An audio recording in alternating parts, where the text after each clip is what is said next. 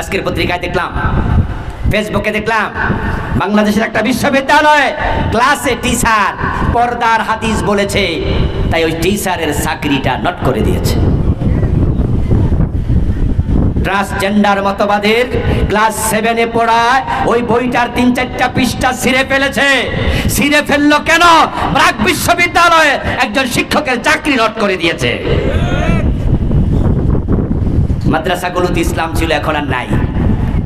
হক কথা বললে প্রিন্সিপালের চাকরি থাকে না, প্রিন্সিপালকে ডমিনেট করছে।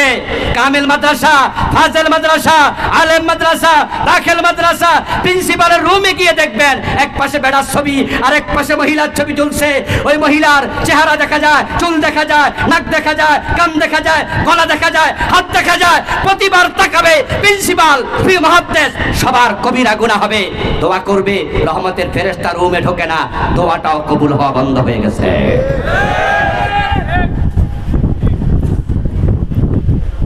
لا تدخل الملائكة بيتا فيه كلب أو تصاوير।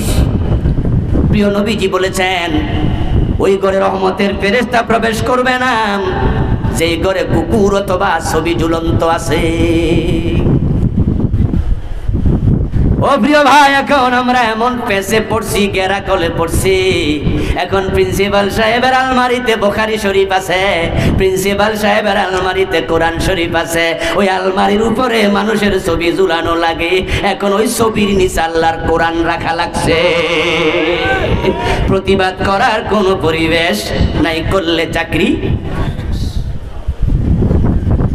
এই দেশের মুসলমান প্রিয় নবীর জীবনের লক্ষ্যটা নিজের জীবনের লক্ষ্য বানায় নাই, তাই পেছ লেগে গেছে। প্রিয় নবীর জীবনের লক্ষ্য কি? লিইয়ুযহিরাহু আলাদ-দীনি কুল্লি।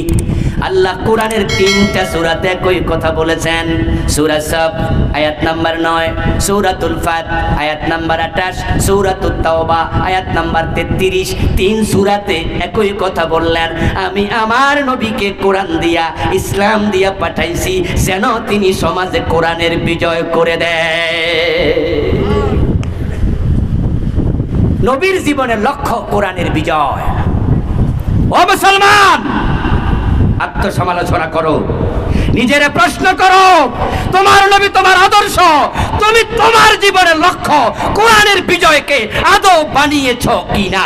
যদি না বানাও, রাসূলের জীবনের লক্ষ্যের সাথে তোমার জীবনের লক্ষ্য মিল হয় নাই। রাসূল হচ্ছে আমাদের জন্য ইঞ্জিনের মতো, আর উম্মত হচ্ছে পিছনে এক একটা রেলগাড়ির বগির মতো। ওই বগি ইঞ্জিনের সাথে চলবে যেই বগি ইঞ্জিনের সাথে নিজেকে অ্যাটাচ করে দিতে পারবে। আমার বন্ধু, বগিটা এসি করা, সিটগুলো দারুণ দামি সোফা দিয়ে সাজানো, বগির মাঝে একবারে সুন্দর মেজ কার্পেট বিছানো। বগিটা এত দারুণ, কিন্তু ইঞ্জিনের সাথে তার অ্যাটাচ নাই, আলাদা হয়ে আছে। এখন ইঞ্জিন যদি চলতে শুরু করে, বগি কি চলবে না থেমে থাকবে?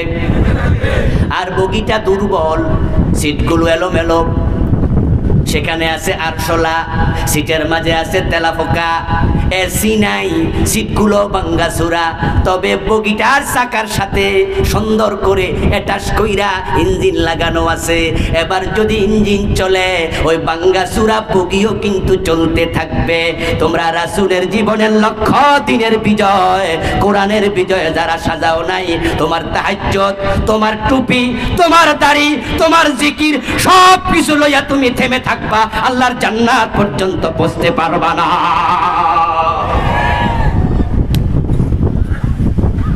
তাহাজ্জুদ পড়ে, 5 ওয়াক্ত নামাজ পড়ে, রোজা রাখে, মেসওয়াক করে, পর্দা করে, হারাম খায় না, সব ঠিক আছে, কিন্তু রাসূলের লক্ষ্য দ্বীনের বিজয়, এই চিন্তাটা মাথায় নাই। এমন হাজার নামাজি বাংলাদেশে আছে না নাই? রাসূল জান্নাতে যাবে, তুমি থেমে থাকবে, যেতে পারবা না। এটা রাসূলের একার কাজ নয়, এটা সব উম্মতের কাজ।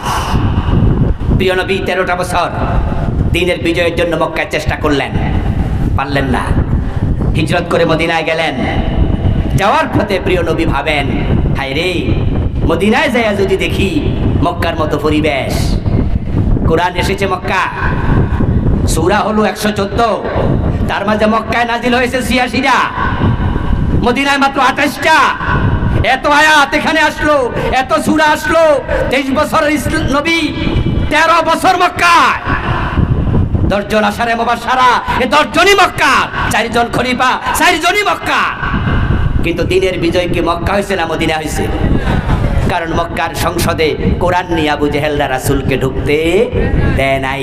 যেই পর্যন্ত কোরআন সংসদ ভবনে যাবে না, ওই পর্যন্ত কোরআনের বিজয় হবে না,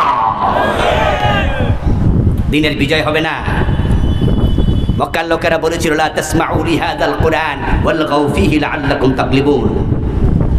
কোরআন শোনো না, কোরআন যেখানে তেলাওয়াত হয় সেখানে গন্ডগোল লাগাইয়া দাও। প্রিয় নবী পরিবেশ পাননি মক্কায় দিন বিজয়ের, রওনা দিলেন মদিনায়। ভাবছেন সেখানে গেলে যদি সেখানকার সংসদ ভবনে আরেক আবু জেহেল বসে থাকে, লাভটা হবে কি হিজরত করে। আল্লাহর শিখানো দোয়া রাসূল করলেন, ওয়াজআললি মিন লাদুনকা সুলতানান নাসীরা। আল্লাহ, দিন বিজয়ের জন্য রাষ্ট্র ক্ষমতা লাগে, আমি তোমার কাছে দোয়া করছি, ওয়াজআললি, তুমি আমাকে দাও মিন লাদুনকা, তোমার পক্ষ থেকে সুলতানা, রাষ্ট্র ক্ষমতা। কোরআনের আয়াত, রাসূলকে আল্লাহ শিখাইছে দোয়া করো। রাসূল দোয়া করছে, রাষ্ট্র ক্ষমতা দাও আল্লাহ। এই মুসলমান, আমি আপনাকে বলছি, আপনি নিজেকে প্রশ্ন করুন তো, বাংলাদেশে কোরআনের রাষ্ট্র ক্ষমতার জন্য আল্লাহর কাছে কয়দিন আপনি দোয়া করছেন? করেননি তো। প্রমাণ হলো রাসূলের সুন্নাহর সাথে জীবনের মিল নাই। নিজের তো মিল নাই, নিজে তো দোয়া করেনি না। আমরা যারা বলি আমাদেরকেও উল্টা কয়, হুজুররা আবার ক্ষমতার কথা কয় কেন? হুজুরদের রাজনীতি করা কি দরকার? আমার বন্ধু, ব্যাপারটা অতি সহজ। আজকের মাহফিলে আমরা কয়েক হাজার মানুষ আছি। আমি যদি আপনাদেরকে বলি আমার সাথে একটা স্লোগান দেন, আপনারা একমত হয়ে স্লোগান দিলেন। আমি বললাম বাংলাদেশের সীমানায় মদ গাঁজা থাকবে না, আপনারাও বললেন জি থাকবে না, থাকবে না। আমরা স্লোগান দিলে আধা ঘন্টা লাগাতার বাংলাদেশের সীমানায় মদ গাঁজা বন্ধ হয়ে যাবে, ঠিক না?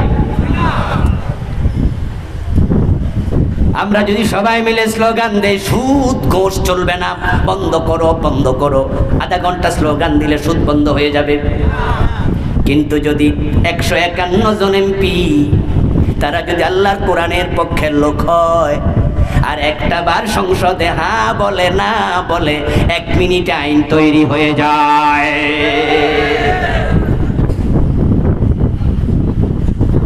ও মুসলমান, রাসূলুল্লাহ দোয়া করলেন, আল্লাহ তুমি আমারে রাষ্ট্র ক্ষমতা দাও, এর মাধ্যমে দিনের বিজয় হবে। ফারুক আজম ওমর বলেছেন, কেউ কেউ এটাকে হাদিসে মারফুও বলেছেন, ইন্নাল্লাহা লা ইয়াজাউ বিস-সুলতান মা লা ইয়াজাউ বিল কুরআন।